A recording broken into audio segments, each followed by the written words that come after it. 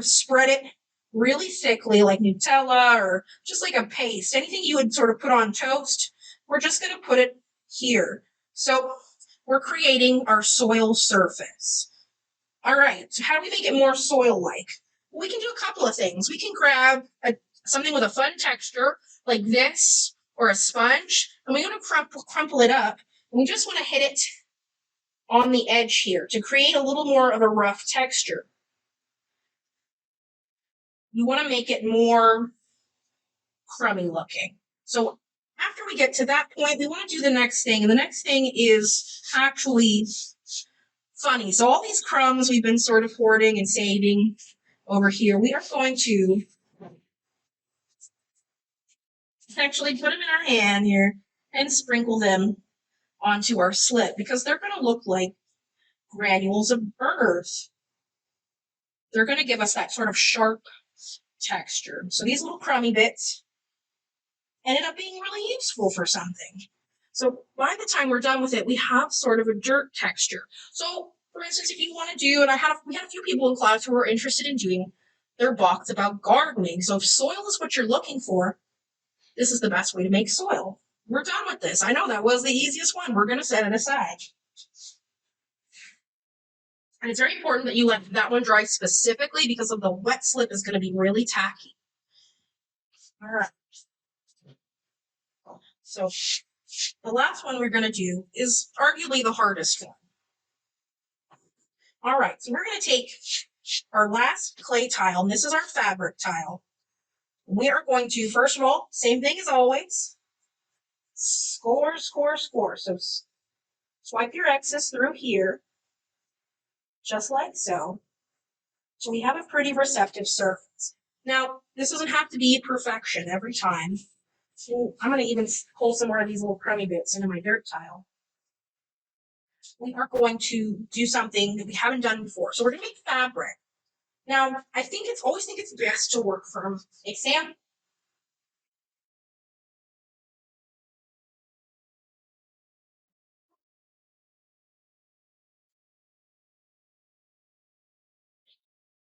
So a big part of imitating fabric is imitating the way the fabric falls.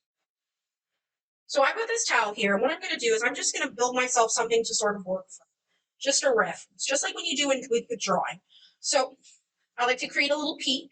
Now notice in our towel, we've got some like little shadows, we've got some curves, we have something to work from, right? And the best way to get fabric is to get a slab and take that slab and roll it out super thin. And when I say thin, I mean paper thin as you can go.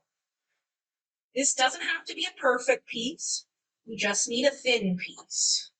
All right, so when we get to that point, you'll have something like this. This is a very, very, very thin piece of clay. And what we're going to do before we do anything, just like with the other piece, we are going to score to make it receptive to the tile. Okay. All right, awesome. So we got this. This is ready to go. So how do we get fabric? How do we make a fabric? So first things first, we're going to go ahead and just glop on a good amount of slip so that way we don't have to worry about adhesion. Just a good amount, like a healthy amount of peanut butter. We're going to take that thin slab we rolled, and using your finger as like a mountain point, we're going to create this. So I'm going to just use that as a reference and slightly bend my slab around my finger like that. So I've got sort of a general shape, right? Now I'm going to go ahead and figure out how to keep that shape while attaching my piece to the clay. And at the same time, I want to sort of emulate the textures that I was seeing on my wash rag here and make my piece of fabric do the same.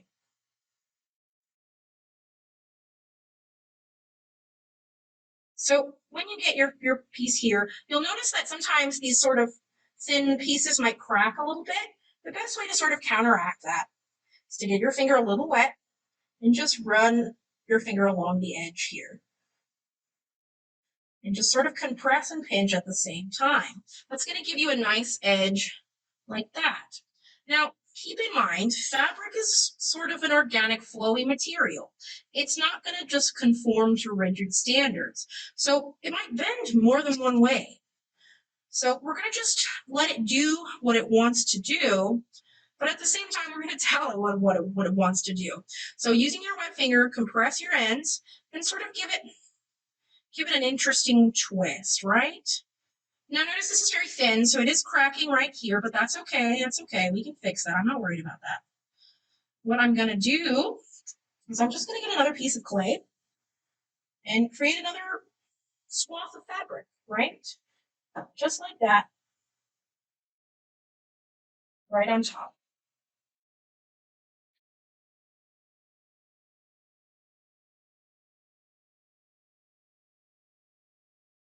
And since my fabric that I'm using is my fabric, but my clay, this particular clay is very wet.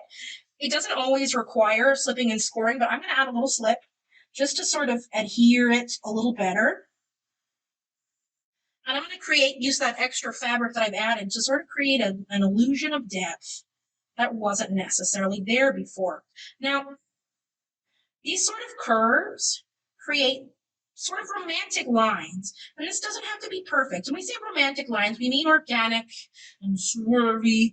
So when you're creating your fabric piece, think about what an interesting fold might be, right? Think about how the fabric bends on your sleeve near your elbow, or think about maybe how the towel sits on the floor, the blanket sort of coincides with the bed. And I mean, really think about it. Think about how the light hits it, because we take a lot of these like simple things for granted because we can't always see how pretty they are, how pretty fabric on a bed can be. I know that's crazy, but this is what makes art so nice, because we as artists take the time to see that.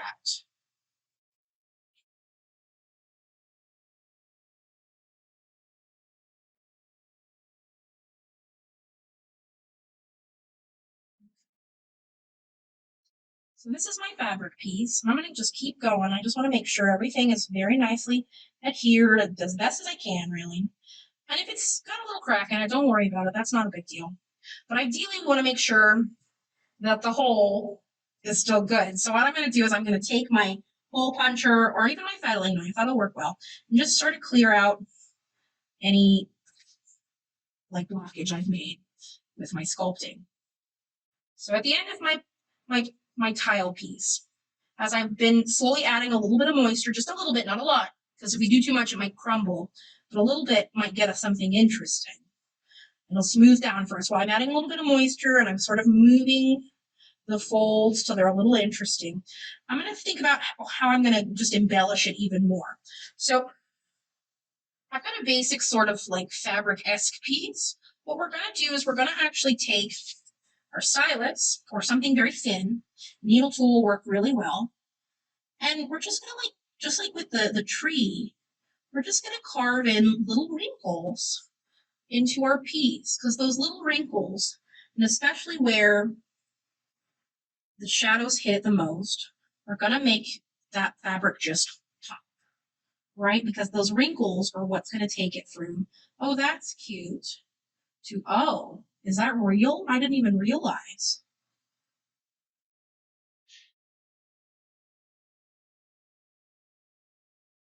You can even add a little bit of material to create smaller swaths within larger swaths. And this is what I'm talking about, attention to detail. This is what I'm talking about. Paying attention to these small things.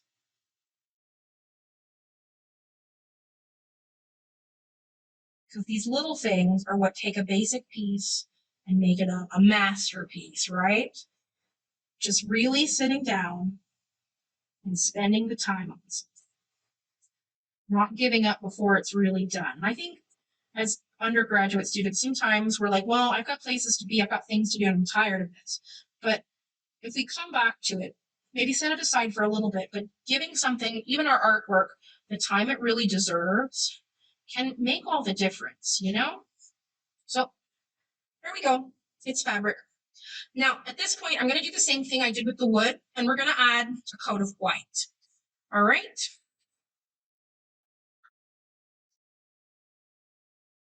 I'm going to find where I put the paintbrush. Voila. We're going to add a little coat of white, just very lightly. And just like with the wood, I want to make sure I don't lose my details that I spent some time with. So maybe doing this when it's a little drier would be a better call.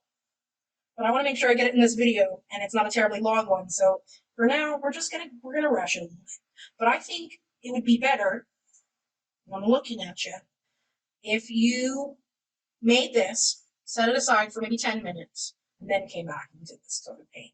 So that way you don't lose your details. But we're gonna just add a little white. And once it's a little less glossy, what's gonna happen is it's gonna mattify. It's gonna mattify up. So this is gonna be very dramatic. We're talking about drama. And that's sort of what we're getting here. Okay. So let's set that aside. Cool. So we've done all the tiles, except for that blue one, right? We've already talked about it. Now,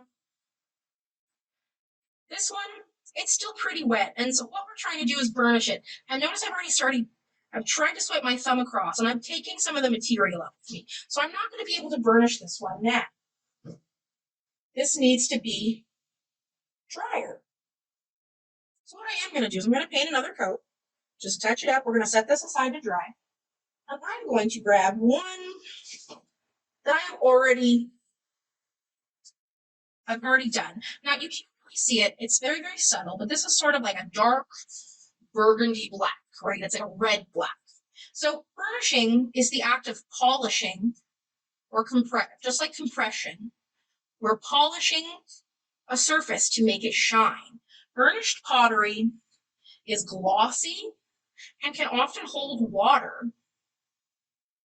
And the one thing about terra sigillata is you can get a sort of satin that's semi-glossy, semi-matte sheen without having to add any extra chemicals. So using the back of your finger, a river rock, a smooth stone, or even like a microfiber cloth, just spend a little meditation time with your tile. And just in circles, just start burnishing. And burnishing is just rubbing, essentially. It's a fancy word for rubbing. So what I'm going to do is I'm just going to spend a little time with you. We're going to talk about concepts, about things, about boxes for memory. There are a lot of things you could do to sort of make an interesting box. And I think thinking about what objects mean a lot to you, but are maybe conventionally very, very simple, right? Those are the things that really make, I think, in my opinion, the most impact. Because really, memory is about those simple moments. And often memories are triggered by sensory things like smell or taste or maybe hearing a familiar song. So when you're thinking about your memory box or your sculpture, think about things that live in reality, not something that's fantastical. Think about things that live in your world. So that could be, I don't know, a book that you're very, very fond of. Somebody earlier said they were going to do a suitcase. Maybe it's a purse that your grandmother owned that you always remember having your favorite flavor of candy inside. Like she would always just have it for you. There are a lot of things that are just simple memory objects that we as people, we collect or we think are very interesting or we're fond of them. And I think burnishing is a really good time for thinking deep thoughts, right? Because all you've got to do to make it work is just spend a little time with it. And maybe grab your worries, maybe you're a little stressed. Put that in here. Now this is a pretty solid piece of clay. It's almost dry, but now that we're sort of done, you can kind of see, ooh, that's a little shiny. As compared to the back is shiny, but not in the same way. This is glossy, right? And if I were to keep going, it would get glossier and it will stay that way because I've compressed those clay particles so closely that I've made them shine. All right, so they are ready to go. So this is what a burnished tile looks like. On the back, I might have accidentally been burnishing the back too, like with the back of my fingers. So it's a very different look than something, say, like this. So this is an unburnished tile. This is just a regular one. But this one is burnished and this one isn't. So this could be a very interesting way to finish your piece. Give it dimension, give it texture, give it depth. So we finished our final tile. Now we do have one bonus tile that we worked on in class.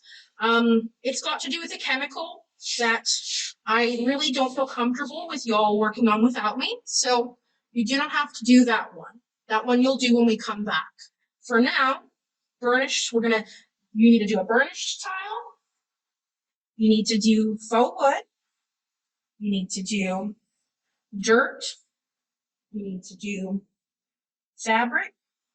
And that's it. These are your 4 tiles.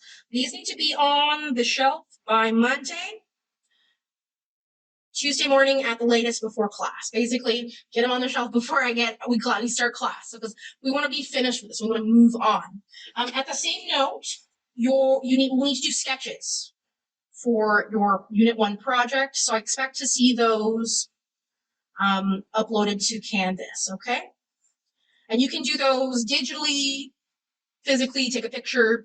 Either or works. Both are excellent ways of drawing. All right, that's it. Thank you so much.